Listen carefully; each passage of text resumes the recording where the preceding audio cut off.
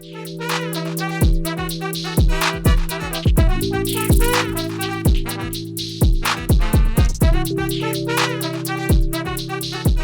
everybody, welcome to this edition of Free Thinking with Montel. Thanksgiving is a time to show our gratitude for our friends, our family, and to all that we have in life. This year will be quite different for a lot of folks, and no large gatherings for families and friends, and no out to the restaurant. But it's still an important time for reflection and thankfulness for all that we have, and finding new ways to express gratitude. We should always acknowledge those that sacrifice so much for the rest of us, our servicemen and women and their families. And this year especially, we'd be remiss if we didn't also include the frontline healthcare workers and first responders who have sacrificed so much, continue to sacrifice so much for the greater good during this pandemic. Henry Van Dyke once said, gratitude in the inward feeling of kindness received is the inward feeling of kindness received. Thankfulness is the natural impulse to express that feeling. Thanksgiving is following that impulse, and that's absolutely true. And this year, I think, though we seem to have, and we think we have so much to be angry about, we definitely have so much more to be thankful about. And my guest today is here to share her family story of sacrifice, dedication, and resilience. Their life was forever changed back in 2010, where her husband, Charles Allen III, was severely injured after stepping on a 40-pound IED while on a dismounted patrol in Afghanistan. Jessica, thank you so much for joining us today. Thank you for having me. Absolutely. And I know it's ridiculous, and sometimes I almost feel like it sounds cliche when I say thank you for your service, but I do say thank you for your service, not just to your husband, but I say it to you and your family. A lot of people don't understand that, for every veteran, there's a family that serves right along with them. And on this Thanksgiving Day, we as a nation should count you as one of the best things that we can be thankful for. Thank you. And I appreciate all the work that you do for Fisher House, because without you, we couldn't keep Fisher House going. Well, you know what? I mean, we're going to work at it. I'm going to work at it, work at it, work at it, and work at, continuing efforts for our veterans as much as I can. As long as I have a breath and can be heard, I'm going to continue to sing our praises and make people understand that we have to stop and remember that, I think it's like less than 0.03% of this entire nation defends the democracy and liberties that we have. And, when we live in such tough times as we do right now, and we see the numbers of enlistees going down, it won't be long before this country may end up having to go back to a draft to fill its ranks. And most people don't even remember what that's like. We've got 2 generations, almost 3 generations that don't even know what a draft is. But will wake up really kind of crazy when all of a sudden they get a notice in the mail that says report to duty. And they be what? Right? Let's talk a little bit though, Jessica, and talk a little bit about, where this all really began. Let's go back and talk about when you first met Charles and what life was like before his deployment in Afghanistan. When did the two of you first meet? So we met in 1999. We actually met on a blind date. I was a college junior at the time at Kentucky Wesleyan in Owensboro, Kentucky. He was stationed at Fort Campbell, but my mom lived in Nashville. So I was home for the summer. I bartended and waited tables all throughout college, like the good old American story, bartended and waited tables to pay my way through, right? And we met on a blind date. I did everything I could to run him off because I wanted to finish my degree. I was going to law school. I had a plan. It did not include romance of any form, shape, or fashion. But I mean, apparently he stuck around. We have our 20th wedding anniversary in February. So apparently it worked out because I'm still here. No, it was just one of those easy things. It was the easiest relationship I've ever had, still is, believe it or not. Our relationship is based on humor and patience and communication, which a lot of people do not understand that key word of communication. And I think that, sometimes you just find your person you're meant to be with, and it works for us. And so this next year, we're kind of giggling about it. We have our 20th wedding anniversary, but it'll be 10 years with legs and 10 years without legs. We had our 10th wedding anniversary at Walter Reed. So yeah, it's kind of just, blows you back for a minute when you realize 10 years with, 10 years without. But yeah, we're gonna do something. I don't know what, but we'll do something to celebrate. And then we stayed at Campbell for pretty much all of Chaz's career. He deployed to Kosovo, Korea, Iraq, and Afghanistan. The girls and I stayed put. January 22nd, 2011, he was out on a dismounted patrol and stepped on a 40-pound bomb and changed our lives forever. And Before you even go there, let me back up for a second. So you got married again in 2000, 1999. we got married in 2001. We met in 99. Okay, you met in 99, you got married in 2001. When did you have your first child? 2002. She was a welcome surprise. You had a second child, what, 2005. 2005. Okay, and the two of you obviously were traveling around with your husband. And where were you stationed during that period? We were actually stationed at Fort Campbell the entire time because Chaz became a part of this new protocol that the Army pushed through, where they were locking the guys in to where hopefully the families could build on a little bit more stability. It was a new approach to combat because they realized between 2002 and 2005 that the families needed to connect with each other to get through this. They realized we were going to be at war for a while. And we picked up a crazy op tempo, 1 year home, 1 year deployed. And that's why we got locked in at Campbell. It's a rare phenomenon, but it did happen to us. It happened to many other families.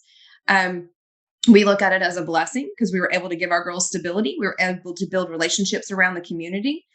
Fort Campbell has always been great to us, even though we now live 2.5 hours south. They still check in on us. We're a proud 101st family. But yeah, we're the weirdos that stayed at Campbell the whole time. So your girls got to go to school, public schools, Mm-hmm. or base schools, military base schools? My girls are in public school. Public schools. Okay, so you're Chaz deployed. How many times did he deploy before he was in his accident or the accident? He just did Kosovo and Iraq. So Kosovo was 2000, Iraq was 2005, 2006. Okay, so he came back, and then all of a sudden it's time to go on another deployment. And when did he leave for that deployment? The fall of 2010. 2010. And in your mind, and I'm hoping that if you understand what I'm trying to do, I want people at home who don't understand military life to kind of get a little snapshot of what was going through your heart and through your mind. Third deployment, you're thinking, oh, here we go, another easy deployment. He's gonna be gone, but we'll get through this, right? Mm-hmm. So no, not this one. We were given a briefing that if we could get passports, it was highly advised because where the guys were going was not a very good area. So interestingly enough, my passport arrived the day I dropped Chaz at base to deploy. I came back and my passport was in the mailbox. And now looking back at that, it's kind of one of those foreboding type things that happened. But I didn't get to use my passport because they were able to get him home to us faster than I could get to him. It was a very overwhelming deployment. We were expecting way more injuries and KIAs, which fortunately didn't happen. And I don't know if that's, for me, I believe it's the advancements in medical technology that the Army worked so hard on, because when Chaz was in Iraq in 05 and 06, he lost over 30 guys. Wow. We stopped counting. I literally could not do it anymore. I couldn't go to any more services. I was done. It was exhausting. And that's when PTSD came home to our house, was 05, 06. So Wow. when So I'm sorry. Slow down a little bit so that people at home understand this. So 05, 06, he's deployed, Mm-hmm. and it loses almost 30 people. He's already been severely impacted by deployment, correct? And so has your family. Mm-hmm. Right? Correct. That's when war came home.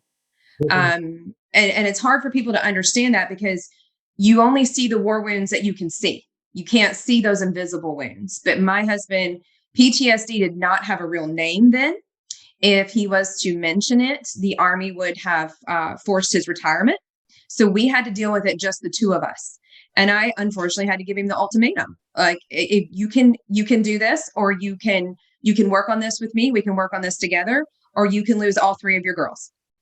And what kind of symptoms was he demonstrating back then? It's 2006, 2007. So sleeplessness, night terrors, things like that? Anger, lots of anger.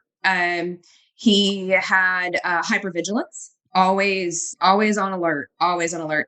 did not, had a hard time trusting anyone.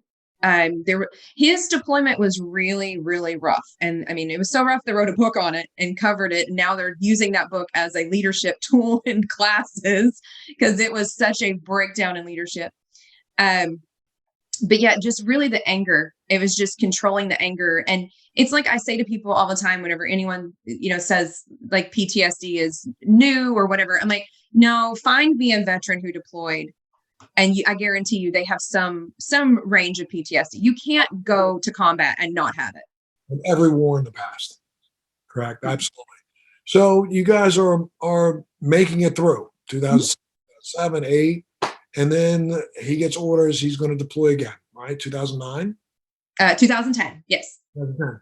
And when those orders came in, I mean, again, was there trepidation? Were you afraid? And I know what you said about the fact that your passport came, but I mean, when you guys, he must have come home and said, looks like I got to be deployed again in a month, right? Hmm. I mean, what was the conversation in the house over dinner then? Um, he even when he was home, this is hard for many civilians to understand. Even though my husband was home, my husband wasn't home because my husband was constantly gone to training. He was at JTRC or whatever it is in Fort Polk, Louisiana. Then he was at NTC in California. Then he was at Breacher's course in North Carolina. He taught at the NCO Academy for 2 years, and that was 15 days on, 4 days off. So this deployment was only supposed to be like 10 months or so. So for us, that was kind of exciting because his move to Korea was 18 months and Iraq was a year. So we're looking at like the shortest one we've ever done. And we were kind of just okay with it because we've been there, done that. And we're just like, whatever, it just is what it is. And we were so focused on the girls because at this point, the girls are going to be in kindergarten and third grade. So we were really just focused on raising our girls. And I was working on myself. I had begun my own tax preparation company and had found out that I was getting my financial counselor's license through a fellowship I had been awarded. So I was really working on my professional development and keeping myself distracted to not think about the deployment, which is what I always advise because it makes the days go faster. And that countdown chain, you're just ripping them off and you get through them a little bit quicker. And it makes it a little bit easier to deal with. So I wasn't worried. I mean, they briefed us, they gave us a great briefing, but I just didn't let it get to me, if that makes any sense. And I'm not saying I didn't think it could happen to me. I was very much aware. We've lost so many friends. So many friends have been injured. I was very much aware it could happen to us, but I just didn't let those thoughts take roost in my brain. Gotcha. So it's like now 2010, he gets on a plane, he flies out, you get your passport. He's gone first year. Okay. And what happened in that 10-month thing? I mean, I thought he was only gone for 10 months. What happened?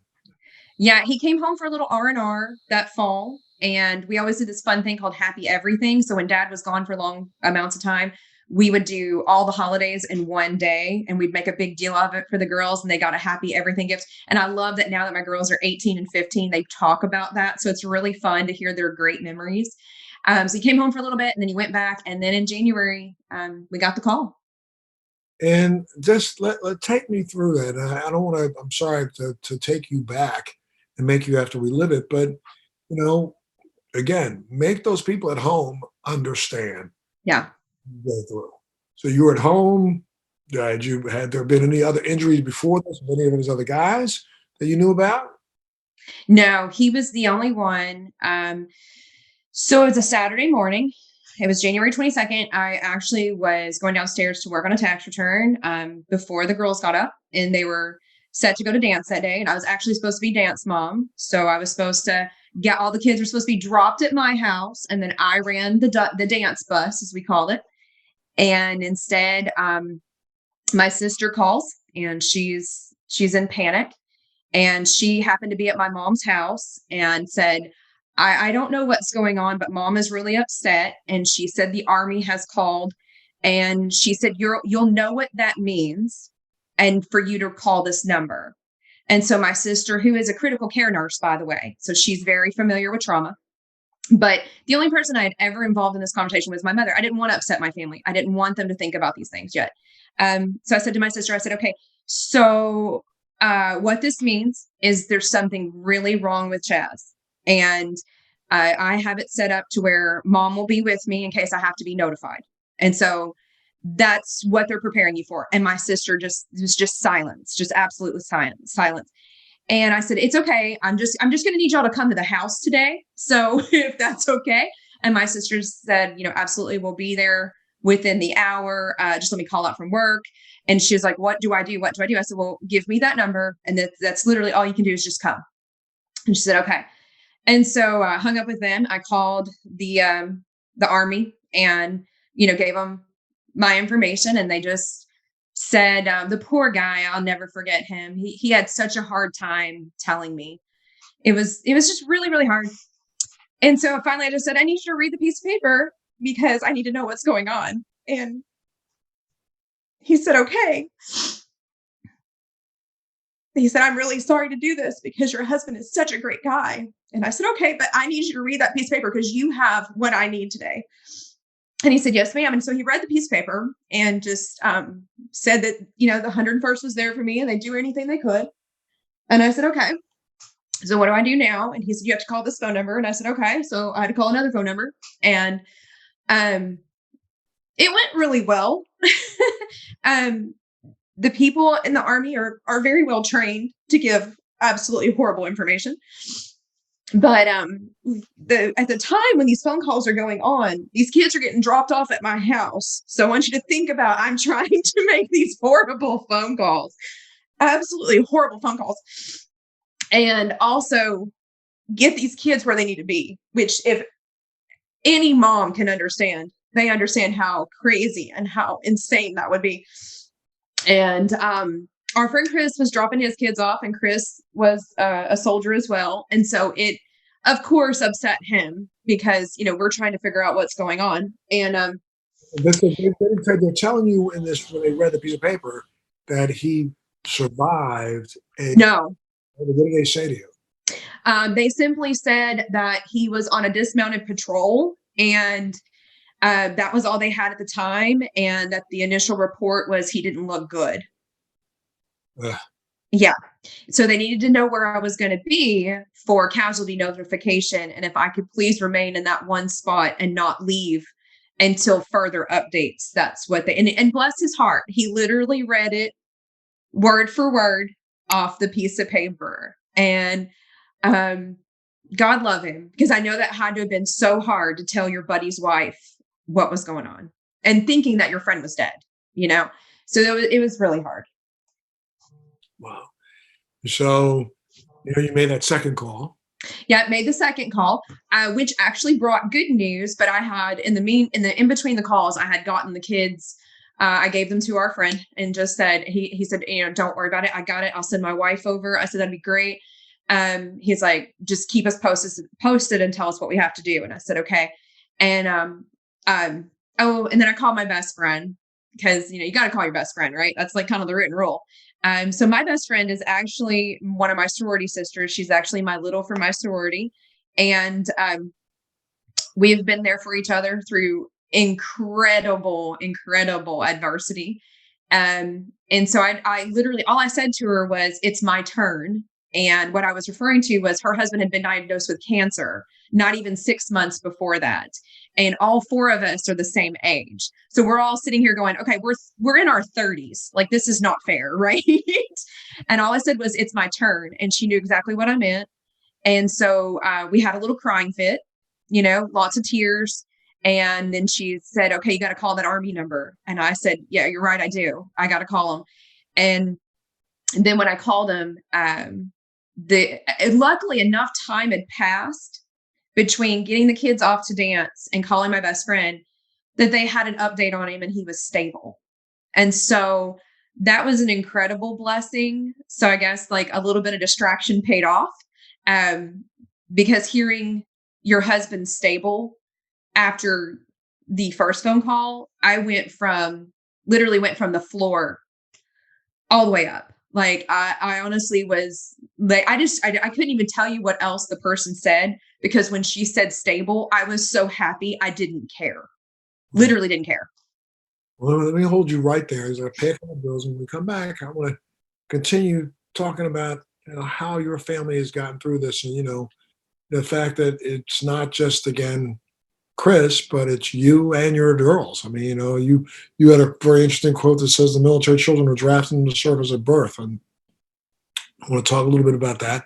But I got to take a break, and I want to thank all of you for tuning in today to listen to this edition of Free Thinking with Montel. And our guest today is Jessica Allen, who's a veteran's wife and one who, when we're thinking about Thanksgiving this week and we're thinking about the things that we're thankful for, it's people like Jessica who have served along with her loved one, her family member, her husband, and really been there to help support and defend this Constitution of the United States. And, if we have anything to be thankful for at this time of the year, it's families like this. So let me take a little break. When we come back, we'll hear more Jessica Allen's story. We'll be back right after this. Thank you for tuning in to Free Thinking with Montel. Hey guys, again, thanks so much for tuning in to Free Thinking with Montel. And our guest today is the wife of a Army veteran, Mr. Charles Allen, who was severely injured after stepping on a 40-pound IED while on dismounted patrol in Afghanistan. Jessica Allen's here with us today, and she's been telling the story of what her family has been through. And as we listen to the tough details, we also know that those are tough details that lead to thank you, because he's still here, still part of the family. And we have to say, like we all say, thank you for your service. It doesn't just represent the service member, it represents their entire family. So Jessica Allen, thank you so much for being here, and thank you for your service, my dear. Thank you. Absolutely. When we took a break, you were just telling us about that second call that you got that said your husband is stable. After hearing that he had just stepped on this 40-pound IED, or did you even know what the injury was from? The only thing I knew was he was on a dismounted patrol and he detonated the IED. Got it. Got it. So now when he was stable, he was still in Afghanistan. Correct. And then what did they do? They flew in from Afghanistan to Germany, or? Yes. So he went from Battlefield Hospital to Kandahar to Langstuhl, and then finally to Walter Reed. And how many days did it take for him to get there? So in my time frame, because time zones are different, right? So my time frame was 8 a.m. Saturday morning was the first phone call I got to see him on that Wednesday, which was quite fast. Quite fast. And yeah, to get him all halfway around the world in the condition that he was in.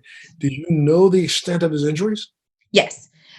He was originally destined for San Antonio, Texas, because my husband's from Oklahoma. And so whenever we have a catastrophically wounded service member, we try to get them as close to home as possible. But unfortunately, his body couldn't take any more airtime. And so when they landed outside of Walter Reed, the people who assessed him said, no, he's not going, he's going to stay here. He still looked really, really good, but his body was done. They had operated on him multiple times a day for multiple days and then stuck him on a plane. And I mean, they have a protocol which works, right? I mean, the Army medicine, oh my gosh, Army medicine is absolutely phenomenal. That protocol works. And so they got him safely to Walter Reed. And then when they assessed him, they were like, nope, that's it. He's staying here, which came to be one of the biggest blessings because we were at Walter Reed. We made so many amazing friendships. We were blessed again and again and again, and, with Fisher House, with different friendships, all these things. You look back at it and you're just like, wow, you got to love that divine intervention that just comes along that path where you're sitting there and you're suffering and you don't know what to do. And then you look back and you're like, all right, well, that was kind of cool.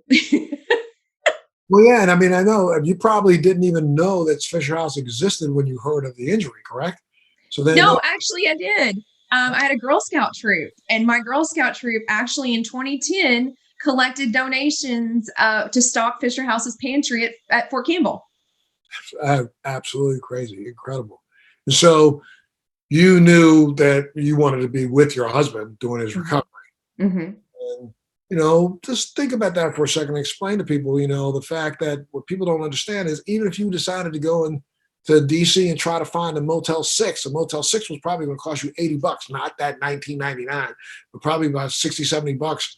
And then you would have had to, back then there was no Uber, so you would either got a car service or taken a taxi, and you would have probably put out a couple $100 a day Mhm. with your husband. And what did you reach out to Fisher House immediately? What happened? No, so the protocol at Walter Reed was a very nice army person picks you up at the airport, and they actually check you into. I had to be checked into a hotel. There was no availability at the Fisher House when I first got to Walter Reed, and so the army at that time had not appropriated funds to where they could put me in a hotel down the street. But the problem was where Walter Reed is located, and I'm sure you remember this because I know you used to visit Walter Reed. The original Walter Reed was not located in a very good area. Right. So we had to be shuttled way down the road in Maryland. And so I used to have to ride a bus back and forth in the beginning until a Fisher House room became available. And then, oh my gosh, such a blessing because I could just walk down the street at Walter Reed rather than waiting for the shuttle bus and praying that it showed up both ways. And, you're spending all day at the hospital. I mean, sometimes I would just stay the night in Chaz's hospital room and just make that stupid, uncomfortable chair into a bed. That's hideous. Oh yeah, but I did it. I did it more days than I want to count because my back probably can still tell you the stories of it. But we did it. It's really, I know that feeling in a way. About 2 years ago, almost 2.5 years ago, I suffered a very, very catastrophic hemorrhagic stroke. And my wife slept for the first 3 of 30 days on a cot. And I'm not a cot on that ugly little chair in the corner until they brought her in a cot that she was able to sleep on. And she stayed there at the hospital with me. So I kind of understand, and I think what people don't understand is how important it is to have family right there with you when you Mhm. are convalescing. I think the only thing that really kept me alive was the fact that I heard her say, I love you when I woke up and heard her say, I love you when I went to sleep. And I don't remember anything in between, sleeping or waking. I just remember waking up and she was there. And then all of a sudden I would go to sleep and she was there.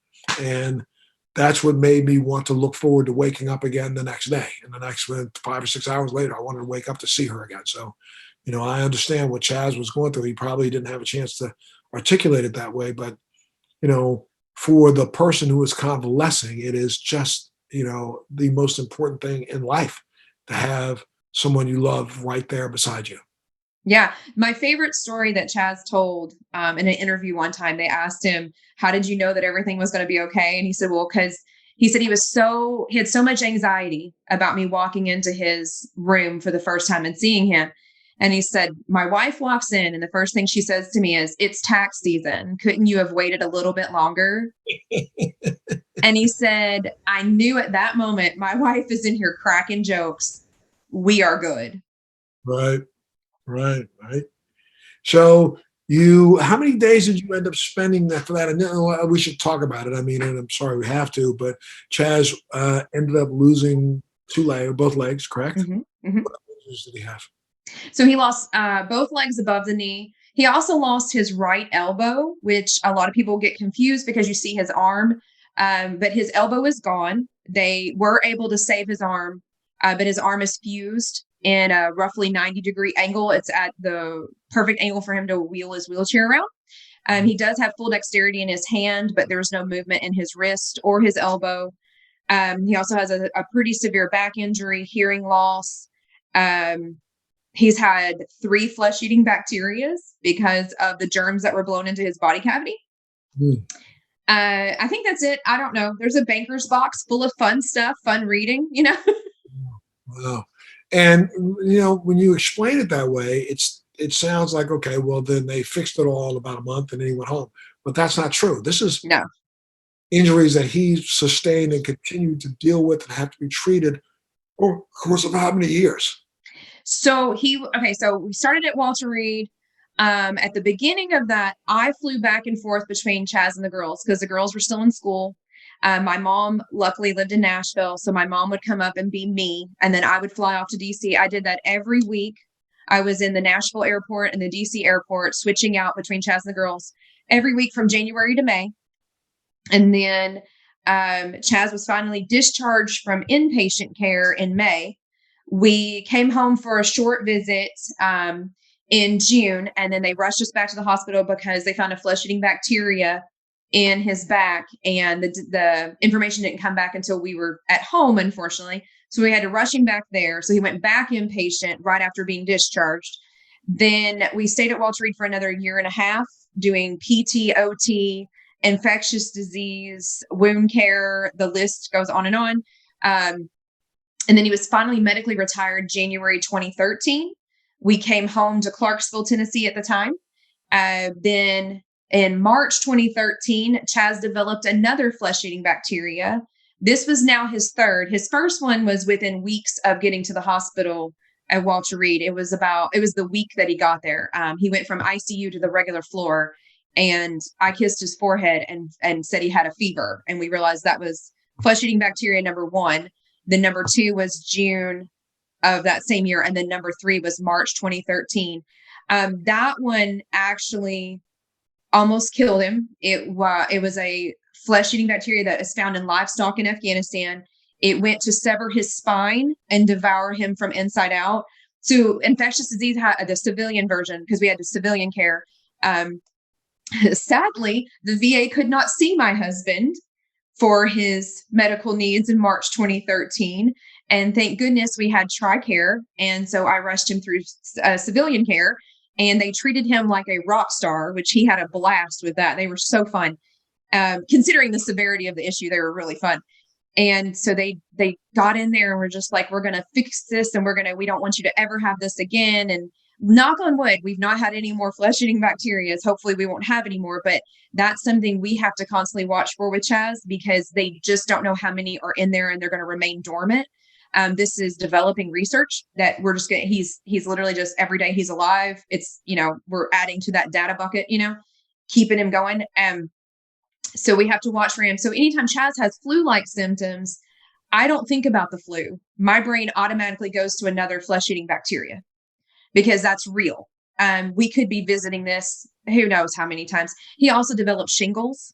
So we've had several routes with shingles. We've had so much fun. You were talking about prosthetics and how the wounds open back up. We've dealt with that. We've dealt with pressure sores. His back, the last flesh-eating bacteria took so much out of his back, they had to put some fake fat back in. And so, he's got the degenerative disc disease as well. So he walks in PT. He goes to PT twice a week, and that is through Medicare and TRICARE. Our local VA does not have physical therapy for him, so we use it on the civilian market. Cannot speak highly enough about our civilian care. We have a beautiful system. They take care. They make him walk twice a week. They push him to where he can be at his max capacity without overdoing. People ask me all the time about Chaz going back to work. We're still trying to get pain under control. So once we can get pain under control, we can have the Chaz going back to work conversation. But until then, we're just trying to get him, get pain under control, and he wants to walk. So those are our 2 primary goals. And when you say our primary goals, you're talking about you and your daughters also. Talk about the strength and resiliency of your 2 daughters throughout this entire journey. They are amazing. So the oldest one, Darren, she's now 18. She was 8 when her dad was hurt. So that was 2011. In 2007, Darren's classmate's dad was killed in a training accident. So when I sat them down to talk to them, the first thing Darren asked was, is Dad like Mr. Dave? And so I had to tell her, no, Dad is very seriously injured, but not Mr. Dave. And life is going to change a whole lot. And she was my pacekeeper. Like, she just kept us focused and going. And we kind of changed the dialogue with our girls at that moment. We kind of had to talk to them in more of adult terms than I think you should talk to 5 and 8-year-olds. But Darren, I can't tell you how many times we had to tell her to stop being a parent, because she just would jump in there and help with her sister. Ryan was so little. She was only 5. So she pretty much just was like along for the ride. Oh, whatever. But Darren's our resilient, amazing, strong girl. And we're so proud of her. She's now off at college. What's she studying? Biology. I would bet. Yeah. She wants to be a doctor? She is not sure. She sometimes she'll talk about forensics. Sometimes she'll talk about germs. Sometimes I mean, I don't know. There's no telling which path this girl's going to take. Gotcha. And I mean, they've got to be just incredibly proud of their dad for working as hard as he has been working in this recovery process, right? Yes. Well, and the nice thing about what happened to us is if Chaz wouldn't have been injured, he would have continued to deploy. So the girls would have continued to watch their dad come and go. So the high point of this is the girls they've gotten to really know their father, like really know him. We had to homeschool when we were in DC. It was such a mess. The girls were the only school age children there for a long time. No one knew how to connect us to the school system. We just hit hiccup after hiccup. So my girlfriend was like, girl, just homeschool. You'll be fine. The girls are 5 and 8. You have a degree. You got this. And so we did. And it was wonderful because we would sit and have lessons together. We would learn things together. Chaz will tell you, if he was here, he would tell you that he learned math through homeschool. Gotcha. So we just literally made the best out of it. But, the cool part is now, 10 years later, listening to the girls and their favorite memories of that time and knowing that the majority of their memories are positive ones, not negative ones. I mean, they can tell you some of the scary stuff. Like, Darren, she told me that when we got him home and he had to be put back in the civilian hospital, she was extremely scared because she thought we were good. And like most civilians think, oh, you're home, you're good. You don't have any more problems. And Darren was thinking the same thing. And so it kind of wrecked her a little bit. And anytime dad falls, that's a scary moment because, what if he breaks another bone? What if he hurts his back further? It's like we tell Darren all the time, you go off to college, we got this. But she's told me, she thinks about it and she wonders and, and kind of worries about us a little bit. But, we've told her, you've got to go do you and not worry about us. And it's got to be hard on her, but she's doing well. So little sister is now a sophomore in high school. We do have her in a private school. Ryan has epilepsy and she also has dyslexia, dyscalculia, and some other issues. And so the private school environment is just better for her. We needed the small class size and we needed the more, I guess, small group environment for her, just to support her. And unfortunately, Ryan, she had a little dip in her epilepsy journey a couple months back in August, and Darren was off at college, and she was worried.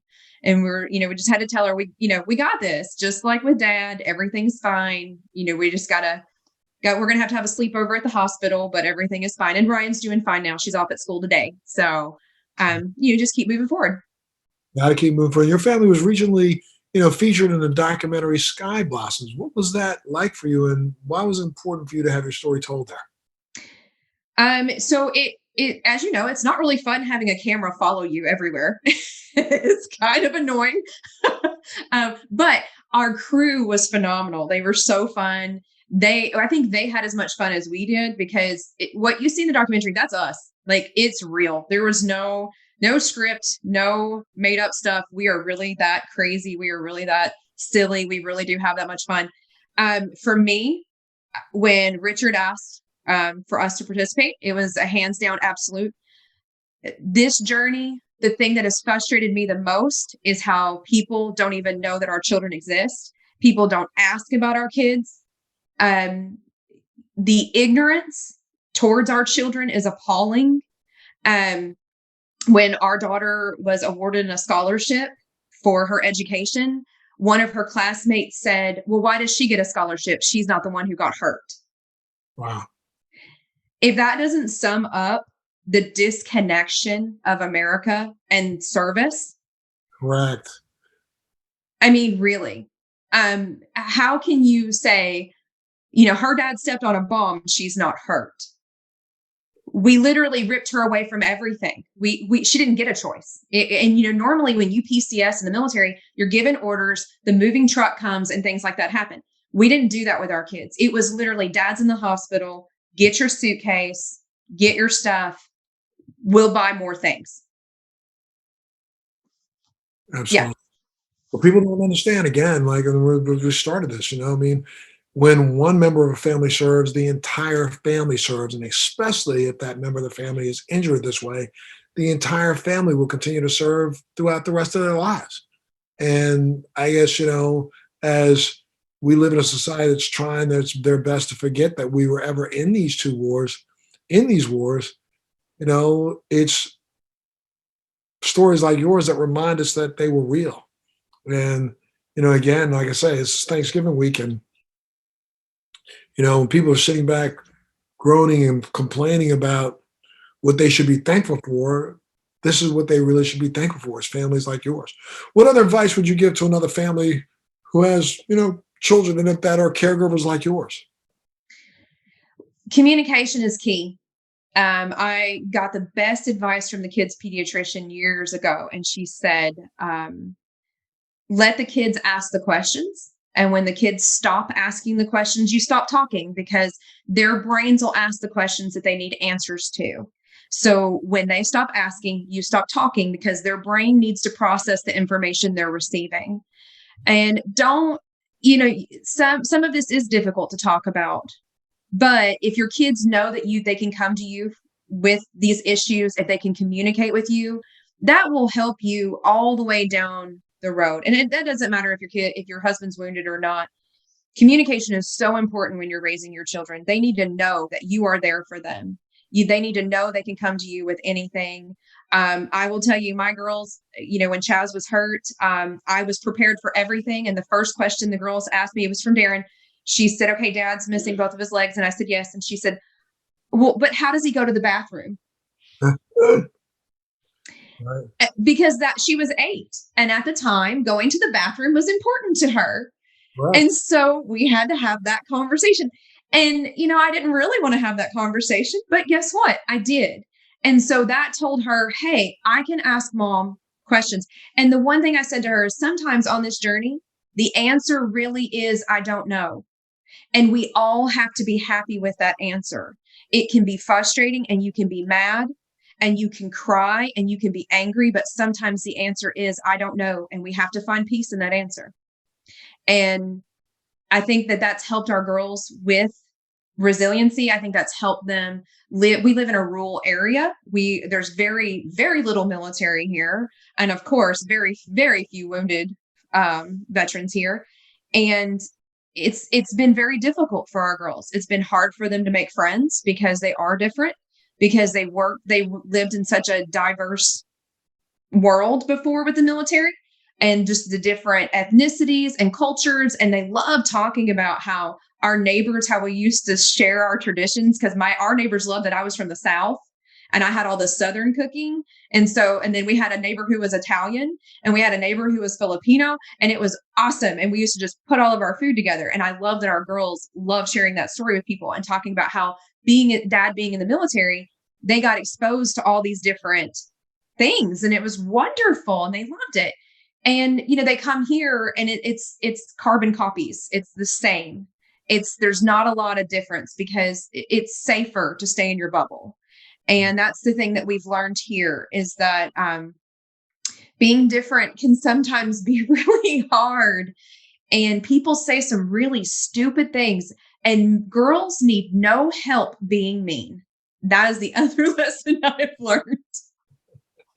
Absolutely. Well, look, now let's change the subject for a second, but now you are an accredited financial counselor, authored a book, Financial Fitness for Military and Veteran Caregivers. Is there any little tips that you could share right now from your book? And I hope that people go up and get it on Amazon, right? Yeah. You can get it on Amazon. It needs to be updated, because TRICARE has changed their policies. I don't even know how many times now, because TRICARE keeps changing them. My one tip I always give to my clients is, VA home loans are great, but make sure you research the lender, because sometimes lenders will overcharge just for you using the VA privilege. And you want to make sure the VA loan is right for you. I love that the VA loan comes with a home inspector, because they're usually like some of the best in the country. But sometimes the cost of that loan costs you way more than getting like a normal conventional FHA loan.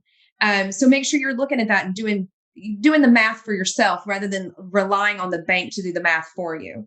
And then I also suggest for my clients to seek out the military benefits in their state. Like here in Tennessee, we get 2 license plates for free because my husband has a Purple Heart. Well, that saves me $200 a year. We get a discount on our property taxes. That saves a lot of money on, like several $100s in property taxes. I always tell people, look out for those things. Look out for things for your kids, because some states will offer free college tuition for veterans. And so you want to make sure you're looking into those things. Don't just assume that nothing's out there. Hunt it down and save yourself the money where you can. Absolutely. Good advice. Really good advice. Well, how are you doing today, Jessica? I mean, how are you doing now? How is your family doing We're great. We really are. Chaz is, going to PT twice a week. He is loving life. We live out in the middle of nowhere, McMinnville, Tennessee, little bitty McMinnville, Tennessee, and we love it out here. And he is mowing grass and enjoying our chickens and dogs and all that fun stuff. Darren is unfortunately off at college. That's kind of hard because we were a family of 4 for so long. It's been hard to let her go, but we're excited for her. We're excited for her opportunities. She's loving Tennessee Tech, and she's loving being a cheerleader for them. Ryan is a sophomore in high school now. She's loving it there. She does clogging, tap, and jazz after school every day, or not every day, a couple times a week, and she enjoys that. Myself, I have a private practice. I have about 200 clients that I do taxes for and financial counseling for. And I also am a contractor for AARP. And I actually have been writing a financial guide for caregivers for AARP this year. And so hopefully that'll be published pretty soon. now? Excellent. Excellent. Well, hey, I can't, I'd be remiss if I didn't ask you, and it seems like it's really simple answer to this one, but, it's Thanksgiving week. So what are you thankful for, my dear? My family. I knew that was going to be the answer. But, so, well, again, we are so thankful for you. Thank you so much for sharing today on free thinking. And, understand that though you may not get from the people around you in that small community the sense of respect that so many of us have for veterans and veteran family, believe me, the respect is out there. Oh, yeah. There are a lot of us who appreciate what you do, what you've done for your husband, and what you've done for all of us. Thank you. And I know that. I do. I really do know that. Okay, good. Well, I want to thank everybody for tuning in to this edition of Free Thinking with Montel. And again, I say it all the time, and I'm going to say it today. Thank you for your service is a great line. We say that. It slips off people's lips, just as quickly as good morning or how you doing when people don't turn around and look for the answer. But maybe instead of just saying it, you can do something. As Jessica said, there are a lot of people who live in communities that don't even know that there's a veteran family that lives down the street from you. A lot of people live in communities where there are veteran families where there may be one member of the family who's deployed right now and another member at home right now taking care of some kids. Why not go down the street, knock on the door, and when you overcook a meal tonight, put a couple plates together, take it down and just drop it off and say, hey, we're thinking about you guys. Thanks for your service, and give them a meal. Or maybe even, when you're out cutting your grass tomorrow, driving lawnmower down the street and cut their grass. That may make their day and put a little smile on their face. Or even how about, when you know that there's a veteran couple down the street that has a child, maybe you go down and knock on the door and say, hey, let me watch your kids tonight. If you want, I'll babysit for you. I live up the street, but I think you and your wife ought to have a date night. Why not? I mean, just something that simple is doing something. You have to spend a lot of money. You just have to do something more than just say, thank you for your service. And I think you've done a lot today, Jessica, for a lot of people, opening a lot of eyes. I want you to have a wonderful Thanksgiving, and you guys continue to just inspire the way you do, okay? Thank you. Thank you. We're out of time. Make sure you tune into the next Free Thinking with Montel. 30 years of the Fisher House Foundation, which is dedicated to the nation's wounded, injured, and ill service members and their families. And since 1990, the impact on military families has been incredibly profound. There are over 90 Fisher Houses operated around the world. 400,000 military and veteran families have been served to date. 10 million days of free lodging have been offered. $500 million in savings to families have been provided. And on any given night, there are more than 1,200 families being served at a Fisher House around the country. And our homes are a home away from home that are offered at no cost to the military and veterans and their families, allowing them to be together while their loved ones receive specialized medical care at military and VA medical centers around the world, and ensure that they can be part of the healing process, because it's so important to have a loved one around when you're going through X procedures. Long-term stay in the hospital, often thousands of miles away from the home, can lead to unmanageable burdens and significant expense for our family members needing to be a part of their loved one's healing process. And since 1990, Fisher House has saved families, again, $500 million worth of services, allowing families to be together during these really tough and difficult times. Other Fisher House Foundation programs include, but aren't limited to, but include a Heroes Mile program, which provides airline tickets to wounded, injured, and ill service members and their families in support of their continued recovery process through donated frequent flyer miles. Even 1,000 miles makes a big difference. Hotels for Heroes. They provide free hotel rooms to military and veteran families whose loved ones are being treated at a DOD or a VA hospital when a Fisher House is either full or unavailable, through donated hotel rooms. And Fisher House Foundation is a premier national nonprofit that's been awarded a 4-star charity navigator rating for over 16 years now straight, and an A+ rating from the Charity Watch. Fisher Houses are built to last decades and will continue to offer comfort and support to veterans and their family, for many more years to come. It's a gift that keeps on giving. When someone walks through the door of a Fisher House, we want them to know that there are those who appreciate them and their service and honor their service and are there to help them and in their really tough time of need. On any given night, like I said, up to 1,200 families can be staying at a Fisher House. And Fisher Houses are located within 300 miles of every veteran in the United States of America. All donations help the foundation and Fisher Houses around the country to provide safe, a comfortable place to stay while their loved ones are undergoing care. A $10 donation can provide a family one night at a military Fisher House or help defray the cost of processing a Hero Miles ticket.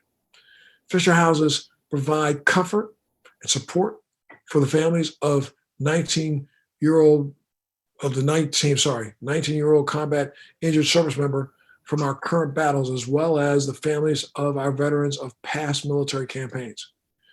We weren't there for World War II, Korea, or Vietnam, but when they return from war wounded, the Fisher House is around now, and they help those same service members of all wars. Fisher House is only successful because of the people who choose to respond to the call to support our military families. We can't do this alone, and we salute those who have joined us. The need has grown, and so our resolve to assist these families must grow as well. This has been an incredible opportunity for me to be a board member of Fisher House, because I know that the wounds of combat are both visible and invisible, whether they're burns, amputations, or post-traumatic stress and traumatic brain injuries. All these medical challenges will require the ongoing presence of a veteran's family around them, and a Fisher House will support that effort and them in their time of need. Fisher House is a community where guests lean on each other. Everybody's staying in their own individual rooms, but support each other in their community with their common interest of supporting the sick and injured family member. Fisher House is a home where families can rest in their private suite after a long day in the hospital. There are more than 2.5 million veterans from the wars in Iraq and Afghanistan, and there are more than 19,000 veterans nationwide right now. And these men and women, as well as their families, get support from DOD and the VA hospitals around the country. The Fisher House is right there. And their goal is to build a Fisher House at every single major veterans hospital in the country. The war may be ending, but not the needs of our veterans. So many of the injuries that they have last for years. Some soldiers have to go back to the DOD or VA hospitals 20, 30, 40 times for operations. Some of this we don't know about, we don't see. We only see them when they're on the news and they're brought home and we count a number as a casualty. We don't see what happens once that amputation is first fixed. We don't see what happens a month later when it splits. We don't see a month later or 2 months later when it becomes infected. We don't see a year later when it splits again from using a prosthetic. Those wounds have to be treated. And our veterans go to hospitals, and some of them end up going to hospital alone because their family can't go. But that's the reason for Fisher House. It's there to help those families in time of need. And the challenges these families face can be daunting. The way they address these challenges is nothing short of inspirational. Fisher Houses are a catalyst for community support of our military and veterans and families. And they're there for the long haul. Thanks for joining me on Free Thinking with Montel. Please make sure you're subscribed and hit the bell to be notified when new episodes post each week. We'd love to hear your feedback, so please send us your comments.